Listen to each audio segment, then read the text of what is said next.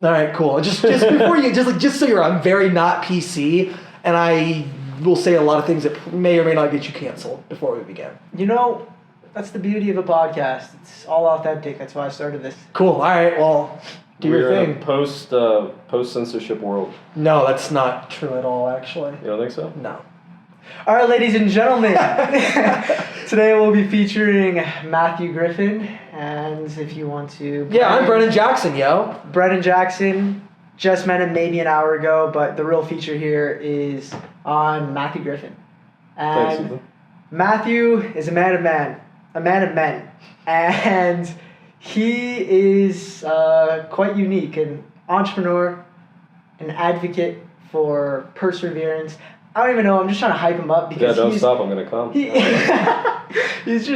great, and everything that he does is really inspiring. You recently went on quite a journey.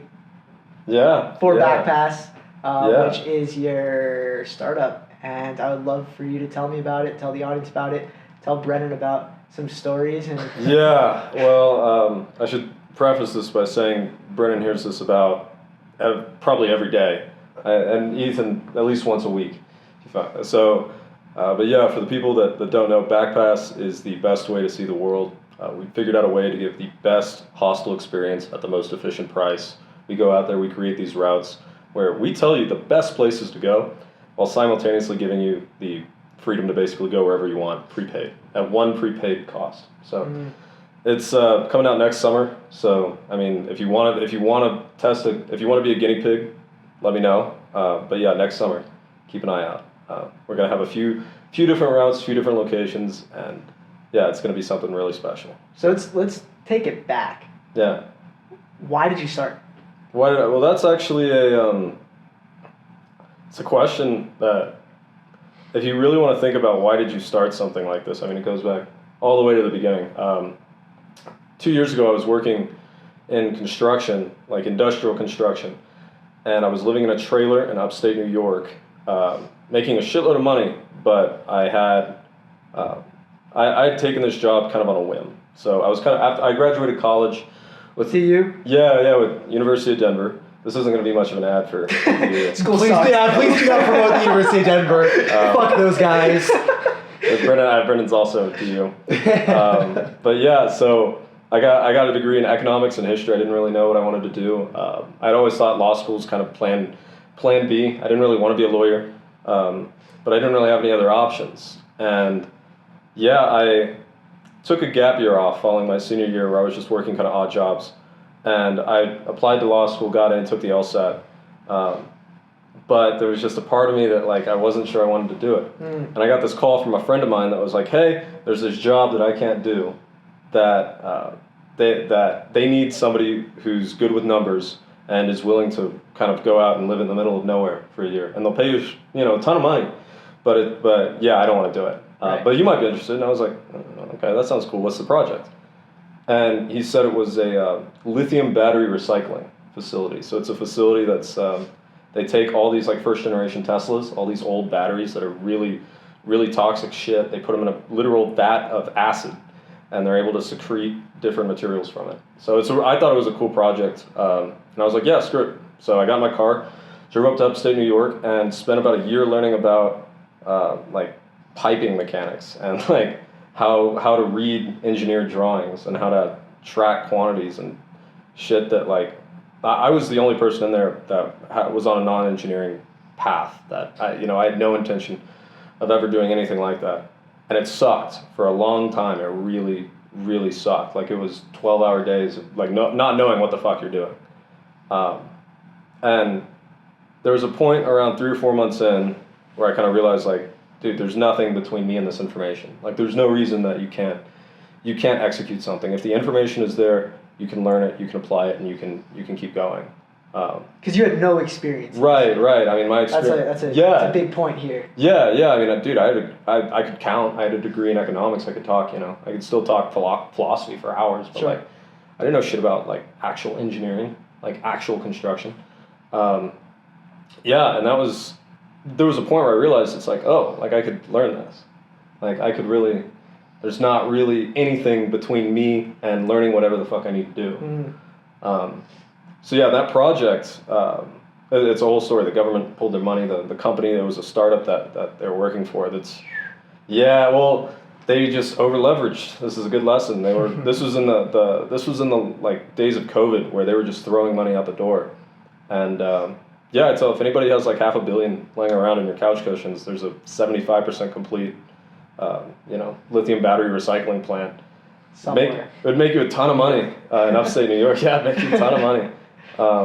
But yeah, if you ever take money from the government, be very careful about what stipulations you have in those agreements, because they got burned.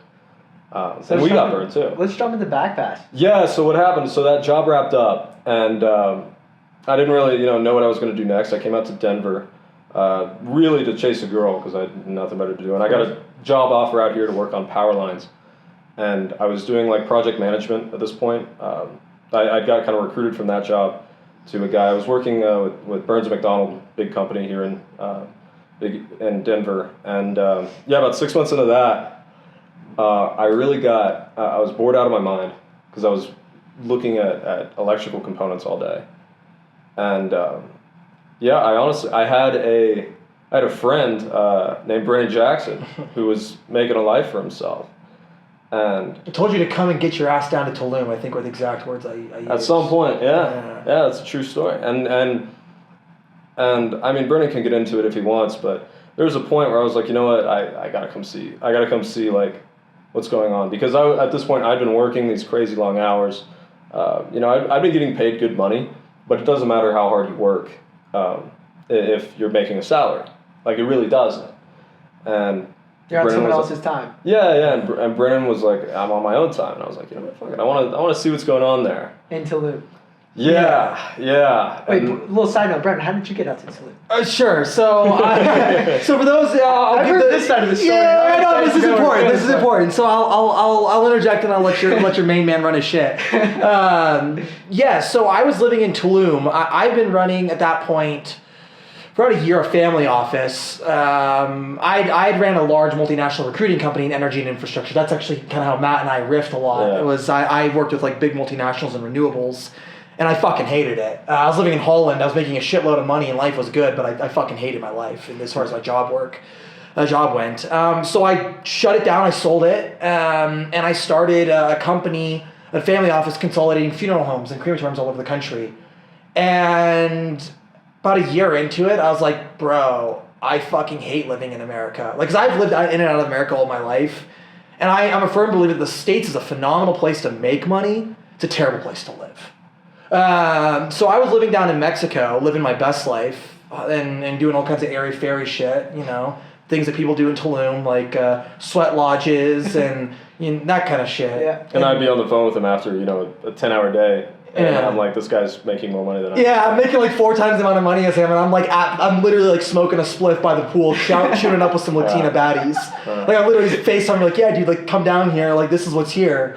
And he's like, I don't believe you. Yeah. It's like, literally, I thought that was the default response from most people when I started. I was doing, like, I don't believe that it's real. Right. Well, it's because it really did go against, you invest literally decades into a system of education and a way of thinking that is either consciously or subconsciously training you to be like, this is what correlates to what you want. If you want to achieve the things things, this is the path to do it. And it involves a ton of self-sacrifice, and you're supposed to be miserable, and you're supposed to like really suffer.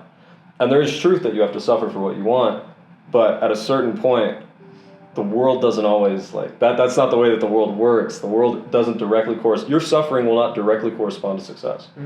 So you have to figure out a way. It's great if you have a high tolerance for hard situations. I mean, I know everybody here does. Like, and most people that actually honestly approach the subject do. But you have to be able to play the world as it is. And what I was like, yeah, dude, I'm doing something wrong. It doesn't make you more righteous. What's the Jordan Belfort quote, bro? There's no nobility in poverty. There's no nobility in poverty. It's true. Now I've been a rich man and I've been a poor man. Yeah. But that doesn't mean the work you should do should be righteous. And there is truth to that. You should believe in what you're doing. It should be able to get you out of bed in the morning. But at the end of the day, you have to do what's you have to do what's best for you. So when we're on this Tulum talk, Yeah. I think an important note here is that you almost got married in 2 weeks. Yeah, so we want to talk about the real impetus behind BackPass. We'll put a hold on BackPass. And I want to hear your perspective. Because it's. Oh, I was there. I was there for all of it. I know. So, like, how did this kind of play out? Like, well, you see, I had a friend named CJ. Okay. So you gotta remember, he came down to visit me. And then I'll give Go ahead, tell I think it's important to get an impartial observer's opinion on this. So he comes down to Tulum, and I'm living out. So I don't have a car, nothing. Like I'm living. You had a scooter. I had a bomb ass scooter that I'd rip around on, and like I lived in a nice apartment. But like I had nothing. I was all on the whole minimalist trend, like save your guap or whatever. And so I made friends with some people who lived in like the apartment building I lived in, because I lived in a nice part of town. Calle Ocho, for those of you who know Tulum. Shout out Calle Ocho. And one of the kids was a scout sniper in the Marine Corps, got thrown out because he refused the Corona shot. And his name was CJ. And CJ... Well, we met CJ.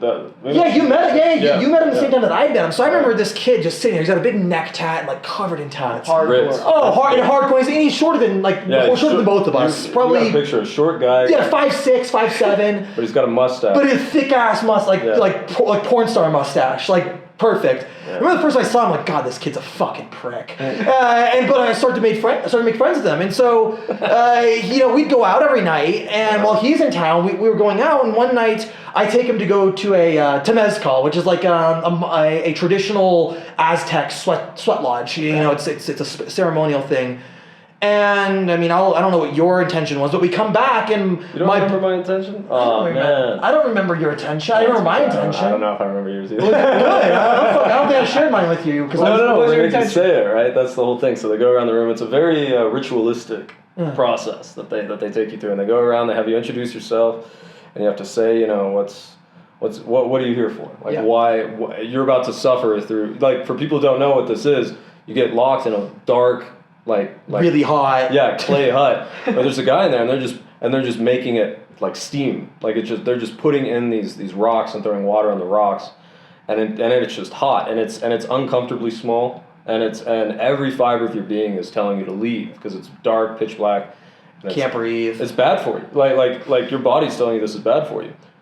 But there is something healing about it, and if you trust the guy leading the ceremony, you know that like you're on something that is really good for a lot of people and has been for a long time. It's rebirth. Yeah, in a lot of ways. Yeah, no, literally, that's what it represents. Yeah, so we were in there, and after a while, they would go around and say, so what's really on your mind? What are the problems that you want to face in here?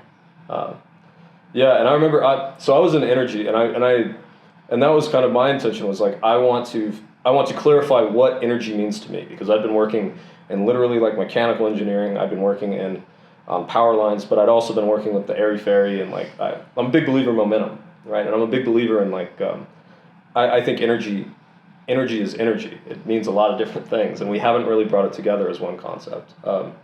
And whoever, like, when that is in one concept and when we can unify that thought, then we'll definitely figure out a better way to like make life better faster. Like shout out Nikola Tesla. Like he tried. Like he was close. But so anyway, so we're in there, and we're having our intention. Mine was like to find pure energy, as like understand, comprehend true energy, and then be able to share that.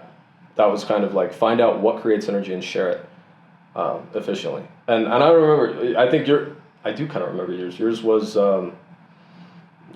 you wanted clarity, or it wasn't clarity. It was you wanted like peace of mind. And there was a word you used. I don't remember the word. Clarity of thought. Something along those lines. Yeah, something like that. It was good. I remember. But yeah, then we were in there for like, it was like 60 minutes. And then we stumbled out. It was nice though. I remember feeling so alive, dude. I wanted to fight a lion. So you were in a sauna for 60 minutes, pretty much. Probably longer. Yeah, but ceremony's a little more than 60 minutes, yeah. And you just get cooked. That's hardcore. Yeah, I'm burning up at 20, maybe get to 25, and I'm like... Yeah, we've been in a sauna. Yeah, that's... That's hardcore. Yeah, well, it's at a certain point you do like kind of have to. Your brain flips off, and it's like there's no way out. Survive. Yeah, and people start like chanting and shit, and people start. You hear people go through their mechanisms, and so you come out of this song, you come out of this ritual, you're feeling alive. Yeah. You meet a girl.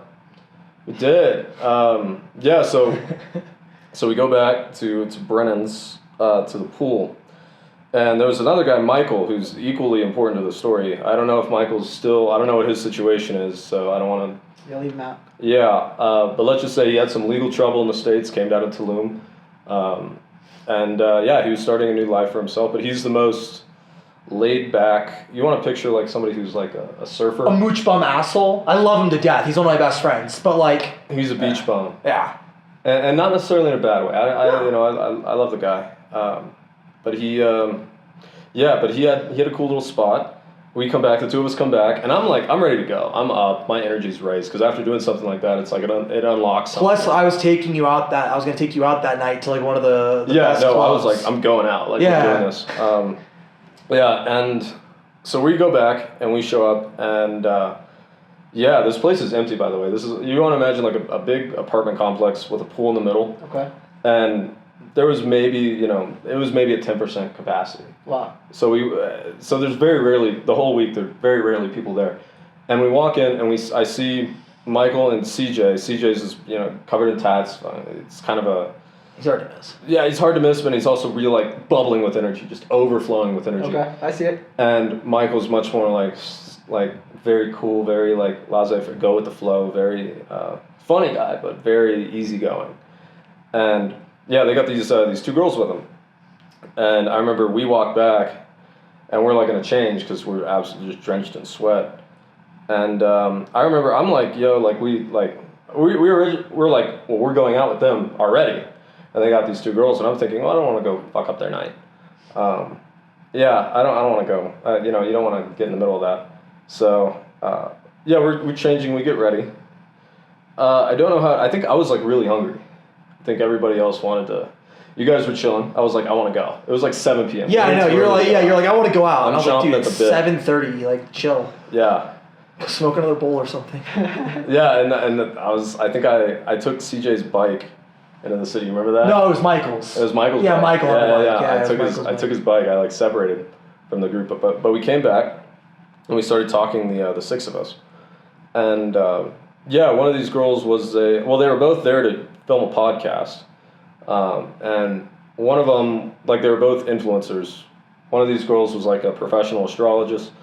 She's like, I make $200K a year doing astrology, and I'm like, bullshit. And she's like, look at me, and I look at her, and she goes, you were born under a full moon at the end of March, probably like late at night. And I'm like, I look at her. I have no idea if this is true, by the way. So I immediately, I text my mom and be like, hey, is this true?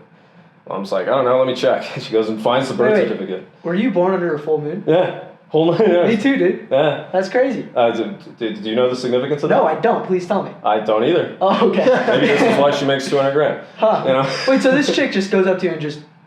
Well, I G-checked her on like, okay, like you make money as an astrologist, like what's, like it's legit. You're attractive. Yeah. Like you make money as an astrologist, what do you do? Yeah. And she was on top of her shit, and she got along really well with Michael, with the really laid back like stoner. Okay. That they were very happy, but they were also very slow. And also I went and got some food and kind of calmed down a little bit. But I get back, and the other girl there, she has like a cult following. This is she's an influencer on Instagram, TikTok. I don't want to put her on blast. I don't want people to go and find her. But yeah, she's got very, very, she's almost like a philosopher. She does this like art that looks like it's almost like made on Microsoft Paint, but it hits, it's good art. And so me and her start talking, and you and CJ were talking about, CJ was talking to you about his power washing business. Because he just sold out. Because that's sold out. That's right. That's how he cashed out. I forgot. He cashed out on his. He made a shitload of money. Came down to Tulum, and he's like, "I'm gonna post up." And the two of you guys were like up. Like they were up. They were ready to go. We're like, "All right, we're going out. The group's going out." So we go, and as soon as, that's the other thing too, there's no like Wi-Fi in Tulum, or else there was no like cell service. There's nothing. I mean, Yeah. the cell service drops half the time. It's the third world. Like you know you're in the third world. Like nobody's, yeah, so we're going, like, I don't even think I brought my phone. But, yeah, so we're walking, the 6 of us, and we all start to split up. So, like, there was a massive rainstorm. That's what split us up. right, well, it was before that. It was before that. The rainstorms would have true. actually ended it. Yeah. So as you and CJ were like, you guys were like, Fuck this, we're going clubbing. 2 musketeers, you guys were out there. Meanwhile, I was in the middle talking to this, I was talking to this girl, Amelia. I can say her name because it's not There public. are too many Amelias out there. Right. She doesn't, yeah. But so anyway, it's me and Amelia are walking, and behind her is the astrologist friend and Michael. So we got the picture. Right. Where did this, from meeting her to I'm marrying this girl, how did that That's a great question. Like- Well, I still wonder myself. I didn't actually, she asked to marry me, which was So you guys hung out, you had a good time in Tulum after you guys all right, so I should say, so this is a good story. So in the middle, it starts to rain, like pouring rain, and everybody like runs for cover. I run for cover with her, you guys are like the other side of the street, and yeah, Michael and the astrologist girl just disappeared. Like they were smoking a blunt or something, and Amelia's freaking out because she's like trying to call her friend, there's no signal.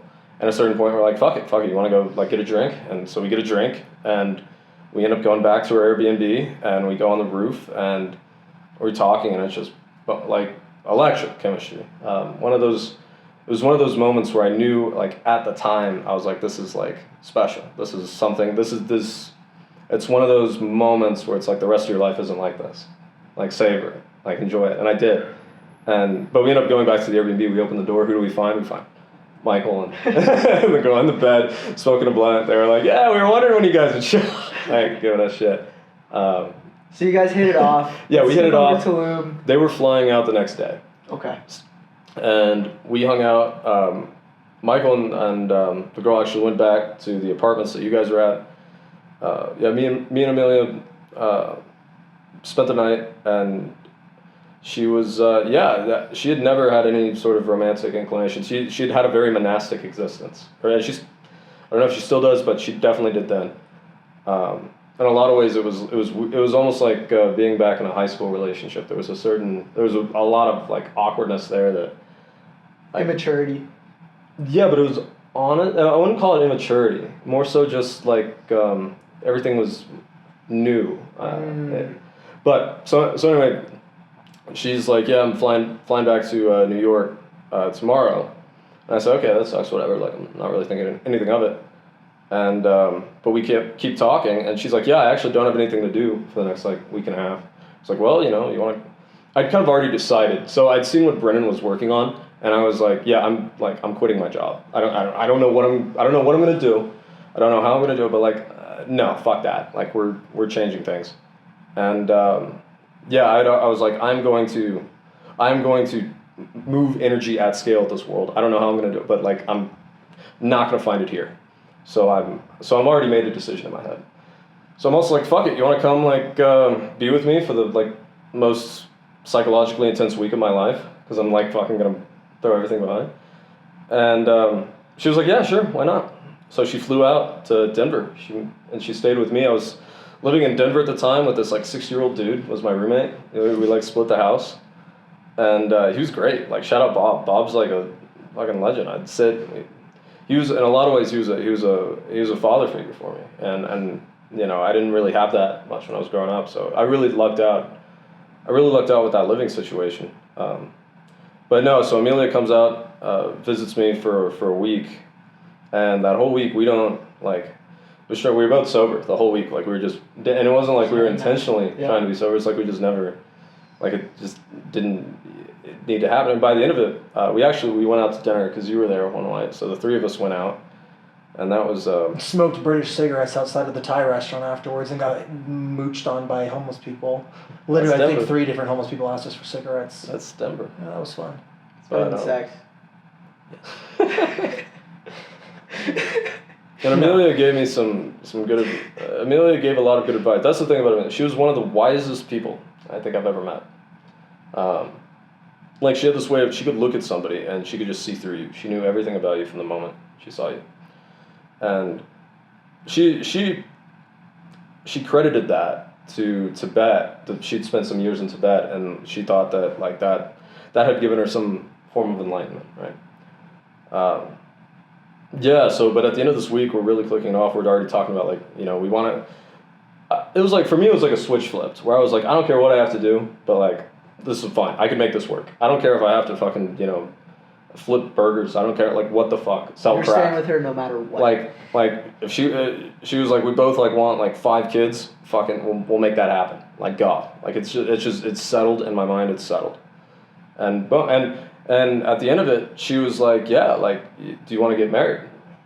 And I was like, sure, yeah, fuck it, because like I'm so far off.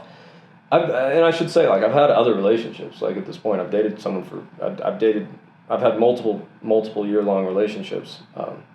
This is the first time I was ever just like, it was like a switch flipped where I was like, done. That is, you know, it really was that feeling. And yeah, she says, all right, I'm going to fly out to New York, pack up my apartment. Let's go get a place. We were thinking somewhere in New Mexico, but we didn't make it that far. So it goes to New York. For about a week, we're like talking pretty consistently every day, and then she just goes silent. And that was gone. We'll leave it just at that. gone. And well, no, so that's not the end of the story. So it just keeps going. yeah. Well, let's ramp this up, because what I really want to hear about is BackPass here. And this chick. Well, she did. So in a lot of ways. Well, it's a combination of that and what I was talking about earlier, where it's like if you realize that the only thing standing between you and what you want to do is just knowing it and then learning it. It's like that. I was like, dude, if I can teach myself, you know, piping, and teach myself mechanical engineering, I can teach myself, you know, whatever I need to start this app. And I'd had this idea. So during that gap year after my first year of college, I'd gone to Europe for the first time, and I was on a train. I had the Eurail pass, okay, which is a pass that you buy, and it gives you unlimited access to the trains in Europe. It's a rip-off now, but it used to be a good deal. You know, BackPass is not going to go down that route. But I remember I was in London, and the plan was to go to Edinburgh, but I met a girl in London who was going to Paris, and I was like, I want to go to Paris, and my transportation. No, the pass let me just change my plans overnight. Go, no commitment. But my like bookings for my hostels, I was just shit out of luck, and I was like, that's stupid. It's a very similar pricing model between transportation and lodging. Why can't you have a similar pass that lets you go where you want to go when you're backpacking? And I'd had that idea when I was like 21, and it had always been kind of at the back of my mind, and. Yeah, I think that was so. Amelia ghosts me. I find out later that she breaks your heart. Yeah, just broke my heart. Put that to the side.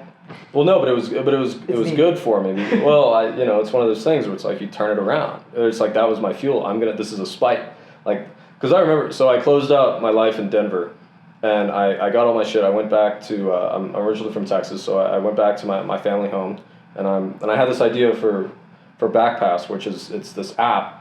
That's like, there's just so much opportunity there. There's just so much, there is just, it's a product that I wish I had, and I know everybody that goes backpacking like that wishes they had. And the only thing stopping me from making it happen sooner was like, oh, I don't know how to code, I don't know how to market, I don't know how to like raise money, I don't know. But then I'm like, fuck it, mechanical engineering, piping, figure it out, just fucking do it. And in the back of my head, there was this girl that I thought was the pinnacle of everything. She didn't think I was good enough. And for me, that was like, fuck that. Like, fuck everything about this. Nose to the grindstone. Let's go. And yeah, that started about, that was about, what is that now, about 8 months ago? 7 months ago? Give or take. Yeah. So from that, I built the app. I built a board. I went to Europe, and I actually built a product. Because that's the thing. When I started, I had no idea what I was building. And that's kind of, I think what you really want to hear about would be like this trip through Europe that I did. That's exactly what I'm getting to. Like that's like that was a campaign, man. That was transformative for me. So before you were in Denver, Yeah. you and me were at a bar. You Yes. show me a landing page. You say, "This is BackPass." Yeah. And I said, "Cool, man. I'm going to," and then you followed up with, "I'm going to Europe." Yeah. And I'm like, "Cool. Like, how was Europe? Yeah. Where did it start? I mean." Well, in a lot of ways, you were there. That first week, I had no idea what the fuck I was building. I just knew that I wanted to have a pass for backpacking. Like I wanted to have, and I knew that like Icon and Epic had done it well. And I think we had a whole conversation. We were like, yeah, like the Epic Pass is like everybody like uses it. It's inevitable. And yeah, for those of you that don't know, Icon and Epic, it's a ski pass that people in Colorado know what it is. I realized when I tried to explain it. If you ski globally, I promise you know what it is. Well, it's funny. You try to explain it in the backpacking community, never. That Eurail, they know what Eurail is, or Interrail for the Europeans. But yeah, the Epic and Icon Pass was a massive inspiration for me. And yeah, we were at the bar. I had this idea, and but I didn't. And that was the other thing. I didn't know anybody who had done anything in the space. And I'd been introduced to you through a friend of ours. Yeah. And that's basically what he said. He said, Ethan's a guy who's got a spark. Ethan's a guy who, it doesn't matter what he does, he's going to be successful. Like, and he's right. It's just like, you're just one of those guys where you'll be fine. Doesn't matter what you end up doing, you'll figure out a way to do it in a way that's like, you'll be fine. And you know, it's great. You're aiming for more than that, which like, you're gonna do pretty well. This isn't about me, it's about you. So you come to Europe. Yeah. So first spot. Let's start there. So yeah, I told you that. I told you I was going. There was. Yeah, I got into London. Yeah, so I fly into London, and I have one meeting. So I remember I was freaking out because I didn't know anybody in Europe. I didn't have any meetings planned. I didn't really have shit to do. I just knew I had to get over there. And I was like reaching out on LinkedIn, just spamming all these hostel owners, like, hey, like I want to do a pass, like I'd like to talk to you, get to know, like just taking shots in the dark. And one guy answered me, and he was the owner. I'm gonna shout out his the Rosen Crowns in London. Rosen Crowns in London. Yeah, he took a meeting with me, and so I got this meeting the day before I left for Europe, and I remember I was like, dude, I only got one meeting, like I only got one thing over there, and I don't have a return ticket. I don't know what I'm gonna do, but I remember I forget who I was talking to, but somebody was like, but you got one meeting. You got one meeting. Like it's a good thing. Be fucking excited. I was like, yeah. Yeah. So I show up. I go to this guy and I meet this guy and we start talking, and he loves me. He's honestly I mean, who can't? Well, fuck. the one. But no, so but he takes a liking to me and he says, well, you're going to the Hostel World Conference in Copenhagen in 3 weeks. And I say, I will now. And he goes, let me see if I can get you a ticket. Because like they give us tickets to go. Oh fuck, I shouldn't tell that story. That's okay. What's Hostel World gonna do? A lot, man. But so anyway. So let's just say I think it's legal. I don't know. It was. They can give you your tickets. They do it all the time for like conference with clients. Right. Well, so anyway, so I show up. So I'm like, all right, I'm gonna go to Copenhagen, and I'll be in Copenhagen in 3 weeks. So in the meantime, I could tell you like. So when I was in London, especially once I had that, like I had my next sense of direction. Okay, now I just have to study backpacking. Now I have to just see what's up. Yeah. And that was where I just rip and roared through London. I had a fantastic time. Like I could tell you some stories about that, but that would be a different thing. Let's save stories for another time. Yeah, come back to that. entrepreneurial shit. Let's stick to entrepreneurship. Yeah. Your journey, kind of how you accelerated and started into. So we went from London. I went to Copenhagen, and when I was in Copenhagen, I realized that there was so basically Western Europe for hosteling sucks. It's it's getting too expensive. It's oversaturated. It's not growing. There are places that are growing for backpacking, and the best place in Europe for that is Albania. And I found it out through the data that Hostel World put up, which was like the year-over-year change in people going to these countries. It's beautiful. I didn't know anything about it. Yeah. Not really.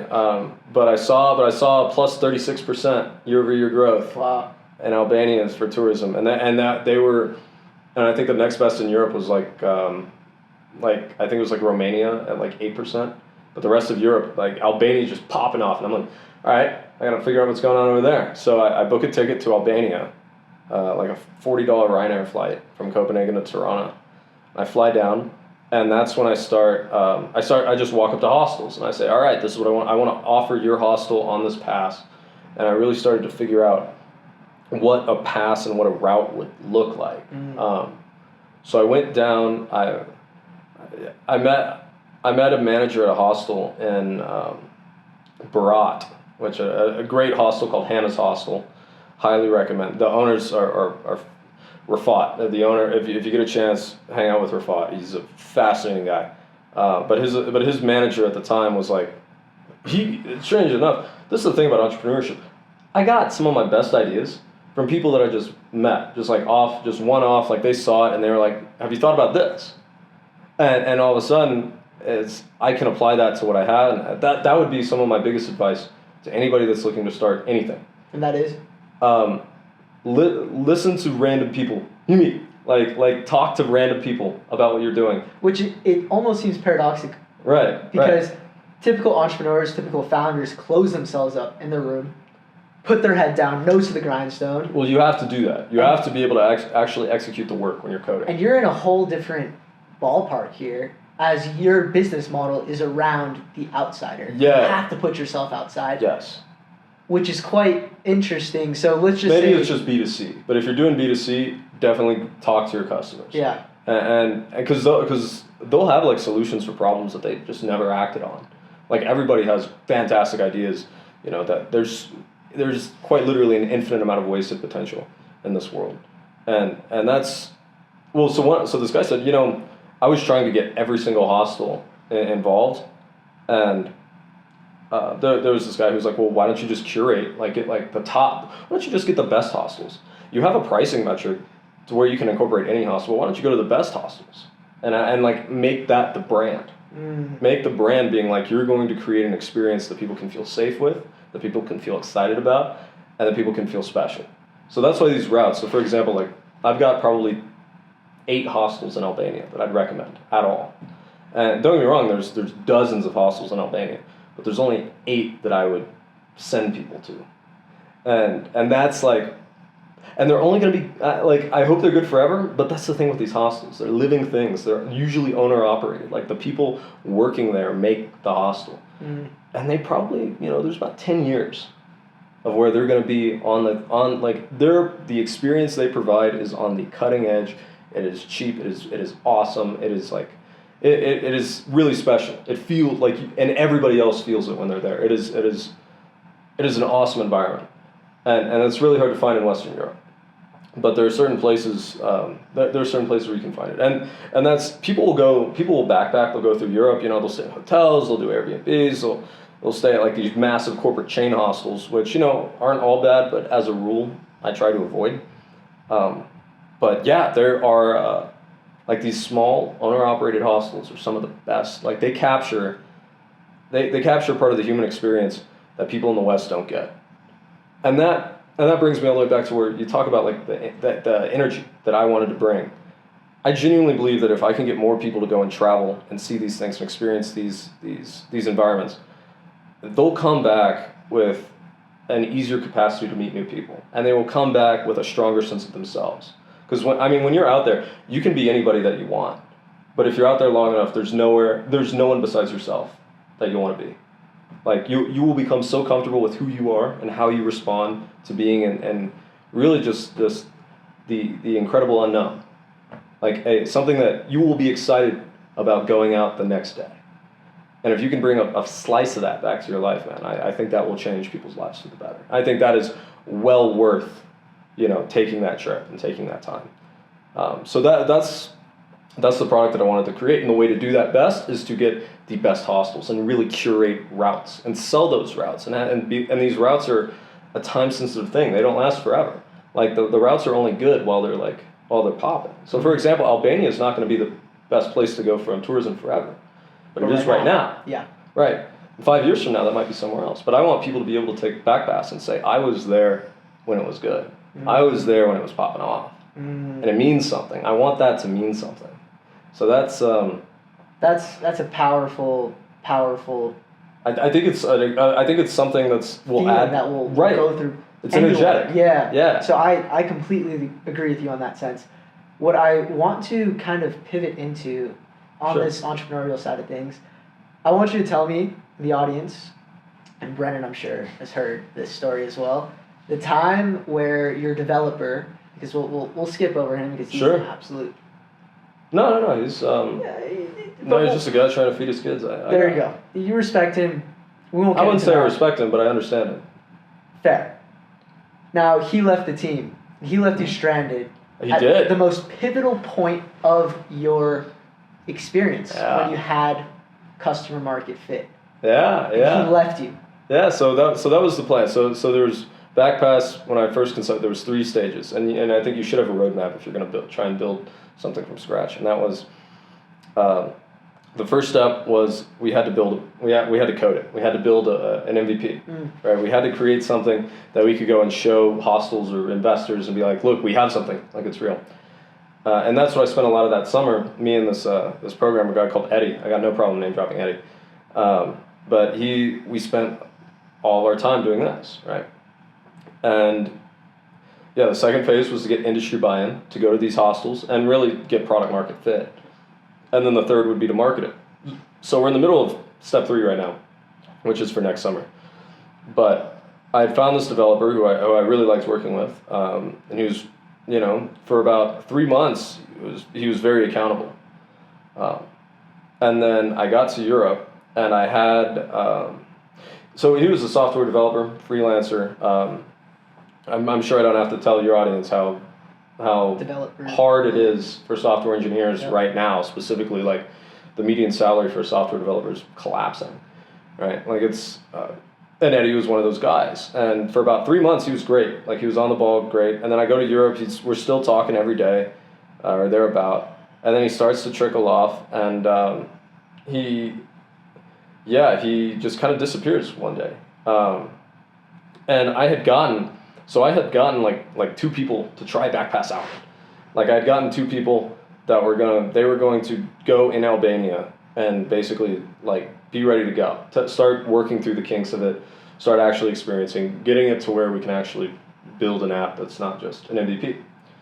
And at this point, Eddie had most of the work was like on his laptop. Like we hadn't even bought a GitHub. Like we weren't even using GitHub. Like I was just like, oh, he would send me stuff, I'd work on it, and then I'd send it back to him, which is good.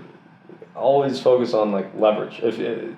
Keep your tech in-house. Like don't outsource it. Learn, and a lot of that's on me, because I was like, I trust this guy. I'm willing to let him like basically take the lead on the storage and the actual mechanics of some of this app, if that means that I can just work on developing it faster and we can get it done faster.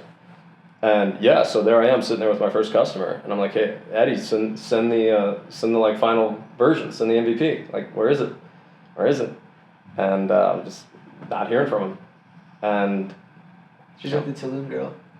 Yeah, in a lot of ways.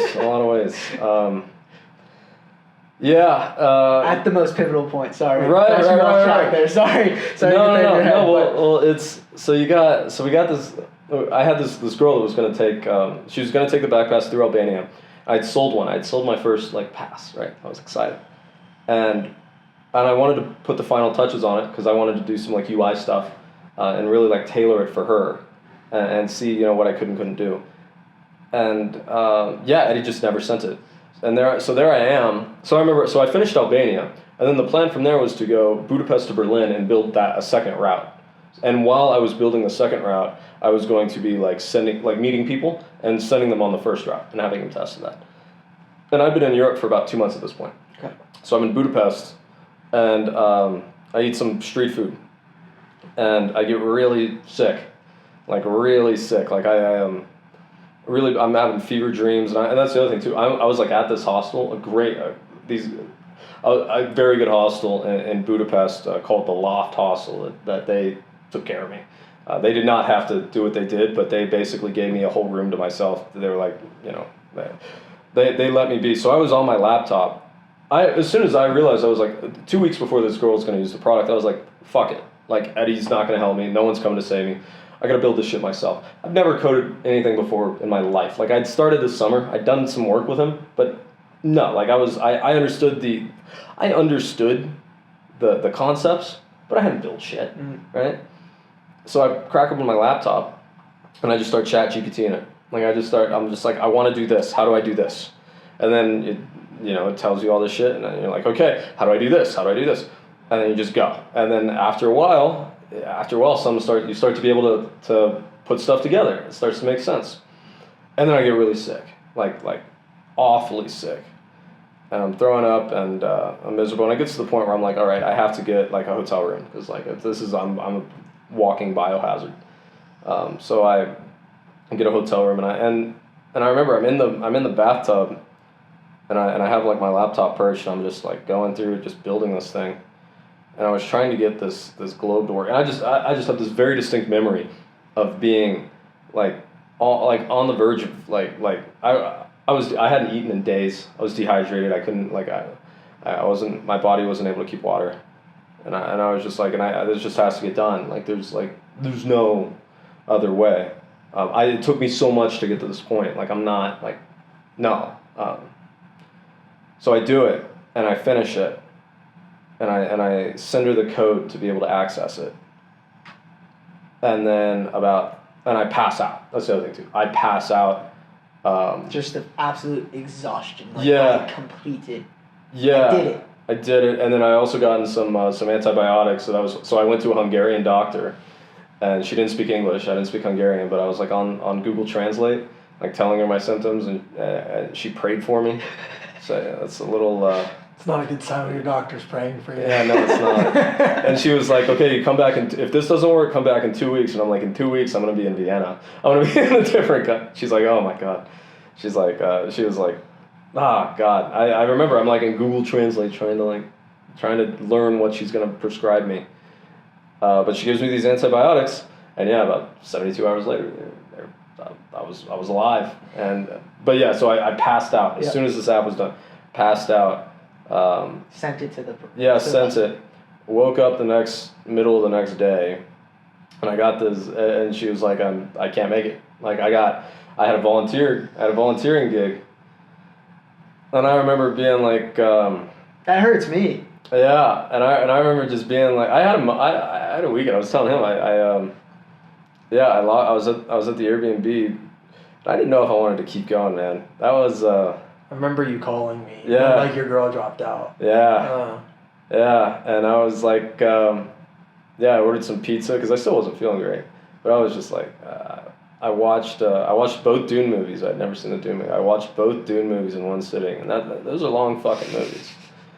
And I'm debating, like, do I just go back to America? Because like because I still have enough money where like I could, I'll be fine. Like I'm not fucked. But like, I remember thinking, like, do I just keep going on these hostels? I just fucking go to another hostel, because there is a hostel a block away that's on my list.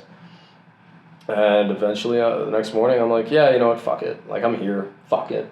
So I walked down, introduced myself, and within 30 minutes, I had met a guy named Ben Schatz. And Ben Schatz said, dude, I'm going to Albania. I'd love to try your app. Ben Schatz was my first customer. Wow. So yeah, same day. And then I met another girl in Vienna who tried it, and there was a British girl. And yeah, that's pretty much. And they gave me some solid feedback, but now it's at the point where, all right, now I got to refine the app, and now I really got to market this thing at scale. So that's kind of where we're at. Yeah. But yeah, that was. It's an incredible story. Yeah. I mean, the perseverance. Well, and Ben Schatz. You want to talk about guys getting married after 2 weeks? Ben Schatz met a girl in Albania, and they're still. I called him on New Year's week because I wanted to check in on him, And yeah, he's got a girl from Albania that like he's making. They're I don't want to jinx it, but It's gonna happen. yeah, I'm not gonna say they're getting married after 2 weeks because we know how that goes. But. Yeah. I want to put entrepreneurship a little bit to the side here. Okay. Because you are, I don't know a good way to put this, but you are a good person to talk to when you're going through some type of relational problem. You have some way to look beyond. I don't know if it's experience. I don't know if it's books. I don't know what goes through your mind, but you're relatively good at it. Right? Yeah, I could get. Oh boy! If we could sit here and talk about the amount of advice you've given me. Yeah. And there's three types of women, and I want you to cover them. The 3 types. Oh God. Well, let's start. There's a book that I recommend that he recommended to me, that I recommended to you, and I'd recommend to anybody watching this, which is called Winning Through Intimidation. It's about a 50-year-old book.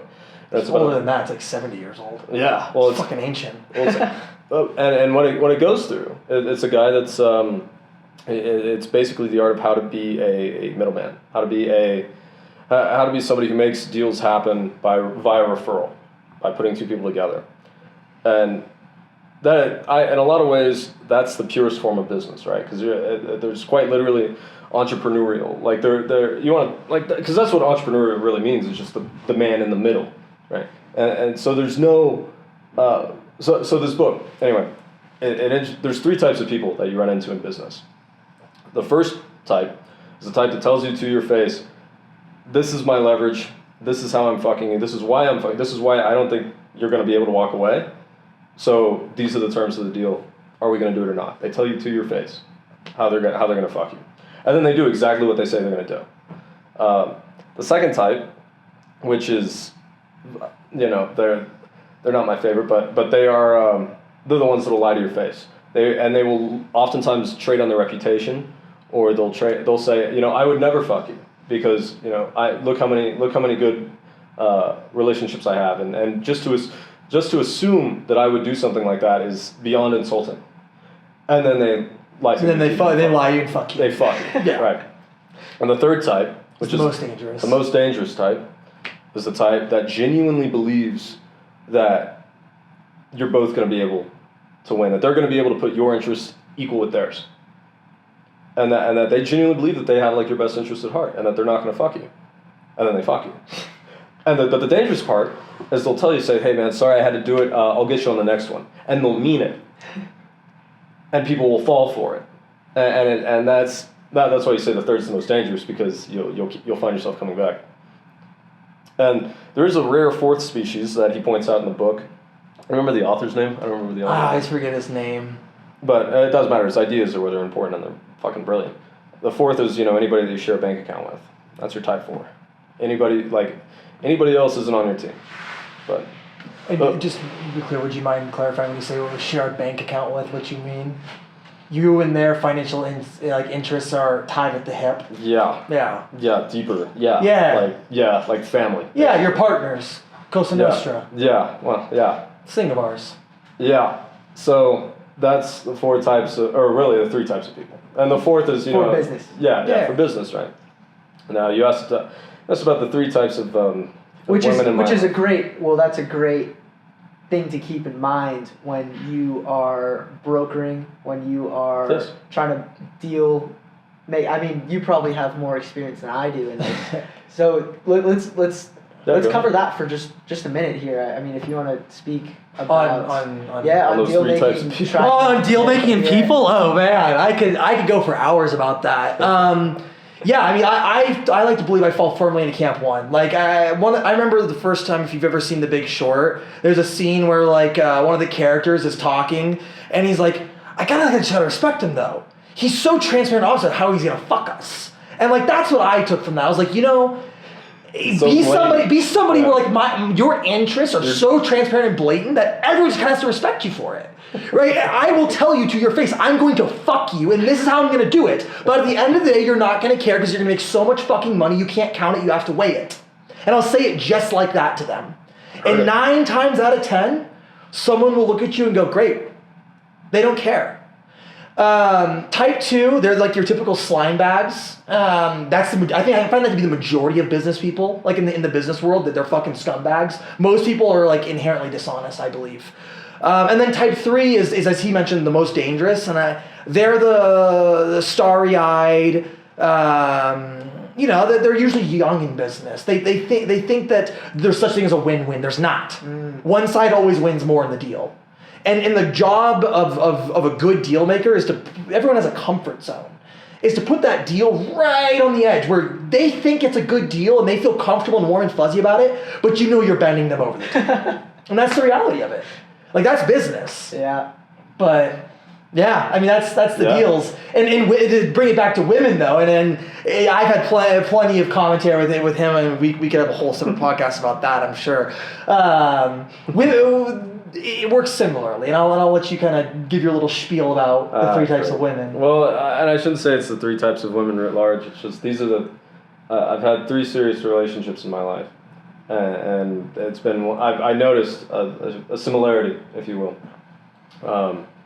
And then when on this European trip, there were 3 women that mirrored the 3 longer relationships I had. That was funny. So I don't want to say that this is everybody, but it's not. But if you look for it, you'll see it. And the first type are the first type of women are the women that look at you, and they're the ones that see through you. They'll give you shit. They like you, but they'll give you shit the whole way. They're usually the most fun for me, because they're the ones that they're willing to do shit. They like you for who you are, but at the same time, it's relentless, and eventually they run you dry, and it's exhausting. Those are by far the most exhausting, because it's just. They will call you out on every little. They will call you out on your shit, and yeah, those are type 1s. Type 2 are the beautiful ones, the ones that they like you, but they like themselves more, and those are the ones that they'll withhold. They'll talk to you and they'll lie to your face, because in the back of the head it's like they're putting their interest first, and they know they are. And then they have no problem leaving. And they have no problem completely fucking you over without even trying to, make something of it. Type 3 are the most dangerous. Those are the ones that look up to you. The ones that genuinely believe that, that they genuinely put you on a pedestal. And they love you. They do. But they think you can do no wrong until one day something happens, or a switch flips, or doesn't matter, but one day you can do no right, and and then it's over. And the problem is you'll spend the rest of that relationship trying to recapture the energy of the beginning, and both of you will, but it doesn't happen. Once that seal's broken, it's broken. So that's a fancy way to say there's 3 types, and it goes back to business too. There's 3 types of people: the people who look at you, the people who look down at you, and the people who look up to you. Like that's, and I think it's the same. I think it's the same with. You could make the comparison through all relationships, and it's also, it's very cynical, right? Like I don't think it's that simple. So that's you say there's a 4th type of people in business. I think there's a 4th type of woman out there. I'm looking for it. So, that's that theory. I know everybody I tell that theory to. Fuck. It's quite interesting. I will say. I mean, when I first heard it from you, it really got me thinking. And it's not even so much about women. I mean, I think it's people. It's people in general. It's relationships, and right. That is really everything in business. That's in life, in balance, in. Well, so here's the thing: you get to decide what type of person you want to be, and a lot of people don't. Like they're like, okay, yes, I will be aware of this, but then they don't think everybody else has that same right. Everybody else has that same experience. It's a shared experience. So, do you want to be somebody who looks at people, who looks down at people, or looks up to people? And once you figure out for yourself what the right answer is for you, the easier your life will become, and the more clarity you'll have. That's the word. When you were in Tulum, clarity. Clarity. That was your intention. Yeah. Are you still struggling with that? No. One of the things I say in life, it's my mantra, is I may be wrong, but I'm never in doubt. And I live by that. And I will take that to the grave. One of the biggest things I realized about entrepreneurship business is that there people in this, I wanted to chime in earlier when you were talking about people and asking people's opinions, and I think that's valuable. It's good, right? Getting feedback from the peanut gallery, but it's the fucking peanut gallery. Right. At the end of the day, like, who do I want the advice from some dude who makes $30,000 a year and fucking hates his life? Or am I going to go to a dude who's got billions of dollars, is stacked, drives a Ferrari, and is where I want to be for advice? Depends how much of his $30,000 you want. That's true. But like, no. One of the things I noticed across the board, and you've alluded to, like, there's 3 types of people. These patterns, like, there's nothing new under the sun. Right. And like, people fall. You can, as you get into business and you do business more. It's something that my CEO says. I mean, he's been in business for he's 63, I think now. He worked with Dominique Alain Perron, the founder of Richemont. He was the CEO of the Americas Cartier, and one of the things he says to us when we're doing deals is, "I've seen the movie before." He's like, "Anything that can go wrong, I've done it. I know it." And I think that as you do business more, and any, like, business is like anything in life, you learn it by doing it. Like, to all those people out there who, like, are reading fucking, like, entrepreneurship books, they go to school, they get a degree in entrepreneurship or some bullshit like that. Like, when was the last time you heard about somebody who learned to play professional football in a book? When was the last time you heard about somebody who became a professional actor by reading a fucking book? It doesn't happen. Does not happen. You do it, you learn it by doing it. And just the same way you learn to ride a bicycle, you learn by falling off. Life is a contact sport. Life is a contact sport, but you gotta play the man, not the ball. Like, that's the reality of it. It's true, and part of that is understanding and having mentors that have been there and done that, and that can tell you, like, those are the patterns. Like, that's a type 3 person, that's a type 2 person, or whatever vernacular. Because it's all, these truths are universal. Right. They may not use the same jargon, and they go industry to industry, and exactly. And they make it sound like it's so it's so different, like it's so special. But no, it's all just jargon. It's all just And with that, like, somebody who can look at it and teach you to think in a way that you don't doubt yourself. Because doubt is poison as an entrepreneur. It will kill anything you do. You have to believe with absolute conviction in what you're doing, even if it's completely 180 degrees wrong. Because you can always change your position, but you do so slowly. You take your position quickly, and you do it, and you change it slowly, and with that, you stand by it. So, coming back to, like, do I still struggle with clarity? No. I know exactly what I'm doing. I mean, I don't know exactly what I'm doing, but I believe I do, and that's all that matters. It's better to be wrong than to be in doubt. Yeah. It really does. It's don't suffer under. Suffer not the witch. Yeah, suffer not the witch. Yeah, which, like, which one? Yeah. Yeah. You think you found yourself? I think I found myself. I would say no, because that's the thing. Like, I don't believe in endings like that. Not in life. Not like that. Like, you don't put yourself. That's the thing with all these entrepreneurship, like, podcasts. This might be. Hopefully, your audience hears this once. It turns out podcasts never do anything again. But no, it's like you're always gonna. There's this schizophrenia that I think everybody has, which is you simultaneously want to be able to define yourself, but then you also want to have the freedom to be whoever you want to be. And the reality is, like, you're not going to be able to do both. So the fastest way to get through it is to the minute that you have a chance to make that decision, you make that decision, you live with it, and you learn to enjoy risk, and you learn to enjoy responsibility, genuinely. And I think that's and I think a lot of that is like and of course you have to be able to execute. Then it's like, okay, get good at it. Like, once you've been able to jump, learn how to fucking fly. Like, get good at it, study it, obsess over it, like, love it. Make decisions, and then eventually, if you do it long enough, you'll instinctively start to make decisions that you appreciate. Mm-hmm. And you don't even know why you appreciate when you make the decisions, but you know yourself after a while. So it's it's like a lot of ways, like, no, I don't really define myself. I don't. Like, that's and I made a decision, like, I don't want to define myself. I don't want to. I have my code. I have what I look for. I have what I appreciate, and I'm constantly growing it. But, like, it's not.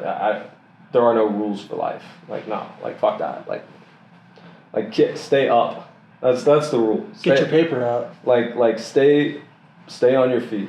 Make decisions. Be wrong. Be wrong faster. This is what they talk about iteration and they talk about jargon. Like when they say we want to iterate faster, that's what they mean. It's be wrong faster. Figure out what's true and what's not true, and have no hesitation, have absolute conviction, and then live with the consequences of those words. So yeah, that's what I would recommend. And I know, I know you would do the same thing. So yeah, It's just the spirit. It's in right, there. right, and It's an energetic thing. Well, right, and that's where it goes back to. Like, Is that within you? Yes. Well, this is You're where born with that, you believe. Everyone's born with it. Well, everyone's born with it, I think. But whether you activate it, yeah, that's a good word. Whether you activate it is up to you. Where did that come from with you? What, that moment, that flick? I mean, for me, I wouldn't say it was like an on light, off light thing. Like when I was raised in a family of entrepreneurs. Yeah, you were born with it. Yeah, I was born. I'm one of those people that's born with it. I genuinely believe that. Like there is a certain subset of that subset that's born with it, right? And those people are the people who change the world. And like everyone changes the world and has their impact. But I'm talking people that you remember. I'm talking like Andrew Carnegie, J.P. Morgan, Rockefeller, right? People that, those are the Gilded Age guys. But even in today's age, right? We got Elon Musk, we've got Jack Dorsey, right? Bezos. Or if you want to talk in the financial world, right? Ken Griffen, the Travis Cole and Roberts at KKR. Those guys, like they will live on forever. Because, and it's not like it's, for some of them, it might be like an ego thing. But for most of them, it's not about ego. It's kind of what Matt went back to, which is like they have an idea of how they fundamentally want to change the world. Yes. And usually it's always centered around energy. And when I say energy, kind of leading to what Matt said, where physical, spiritual, emotional, like electrical energy, it's all the same shit. And it can jump phases. Yes. Yeah. Well, so you really want to talk about something that's helpful is, and I think if you would listen to this conversation up to this point, you would think that we prioritize capital over everything, right? Like there is like this emphasis of, get your paper up, money, bank account, right? Line go burr. Burr, yeah. But the importance, and this is something that Brennen actually helped me a lot with, was the importance of emotional bank account. Your emotional bank account, which that's an idea that like anybody that's entering the entrepreneurial You said it space, to me once, and it's forever stuck with me. Yeah. Share that with people. Like that would be that's something. You showed him? Yeah. So and that came from my business mentor. But like the idea, and I don't know if you shared this with your audience before, but it's when you're feeling really like you emotionally drained, right? That's literally what we call it. That process does not happen in one instant. It's an energetic transfer that can happen over hours, days, weeks, months, years. And the fact of the matter is, you will run out of like spiritual, emotional energy way before the bank account goes to zero. And your bank account is a reflection of your emotional bank account, but your emotional bank account isn't necessarily a reflection of your emotional, of your financial bank account. Right. It's a hell of a lot easier to change your emotion than it is your capital. Right. Capital follows. Like capital follows once you put yourself in a mentality to go and get it. Yeah. And that's. Money is attracted to a money positive mindset. Right, and it's the distribution of how it's attracted. Like most people, it is a painful relationship. The vast majority of the human experience throughout history, in terms of its relationship to money, has been one of pain. Mm. And it is a miracle that we've reached a point where there are certain individuals in a position that aren't necessarily scarred to the point of cynicalism, who have access to intense amounts of capital and are willing to apply that in a way in the world that changes the way that changes that relationship with money. That actually is like, well, look, like if you actually approach it with this emotional mentality, your odds significantly improve. Like, and that's something where it's like you just know it, you see it, you feel it. It's true. Like it's just right. real. Like you experience it and you know it to be true. Right, and it's just for me, this is one of my missions with Energy, is how do we get as many people as possible in a position to have that framework for themselves and develop that framework and get to a point where it's like they can go on their own. Like I don't want to sell people training wheels. I want to fucking teach people how to ride the bike, push them off. Like that's the goal. That for me, that is, and I think the way to do it is through energy and it's through understanding of emotion. There's transmutation. There's just so much opportunity, and I think we just have such a small understanding of it. We don't even appreciate our own ignorance, which is good because if you don't know something's impossible, right? Yeah, if you don't know something's impossible, it gets a hell of a lot easier to make something happen. Like, believe me. Like, you're either a genius or an absolute idiot. You should be both. Yeah. Like that's the thing. You should and you have to be accountable to your own decisions. That's it. So it's very easy to be delusional. Like it's super easy to be. And every entrepreneurial mindset has a place for delusion. Like you have to. The courage is that you have to have the courage, and you have to be good at what you're doing. But if you want to get there faster, I think it's responsible. Be more delusional. Right. Well, and it's live by it. Yeah. Run it into the ground. Don't just talk about it. Do it. And then get fucking hit in the face, and then throw up in a bathtub and fucking see what you do. See how you respond. See what kind of person you are, and then see if you like that person or not. And then you iterate. You grow. And then all of a sudden it starts to become an almost conscious process. All of a sudden you have a hell of a lot more control. And then once you have that control, that's where you get to apply it to the things you really want to work on. And that's when you really start to have your impact. Wow. I hope. I should say. That's incredible, man. I mean, and your story is incredible. Brennen, appreciate you being on this podcast. Thank you It is awesome. Yeah, man. Dude, just dap me up on that. Just dap me up. Thank you. So sick. All right. Till next time, ladies and gentlemen. I'll see you.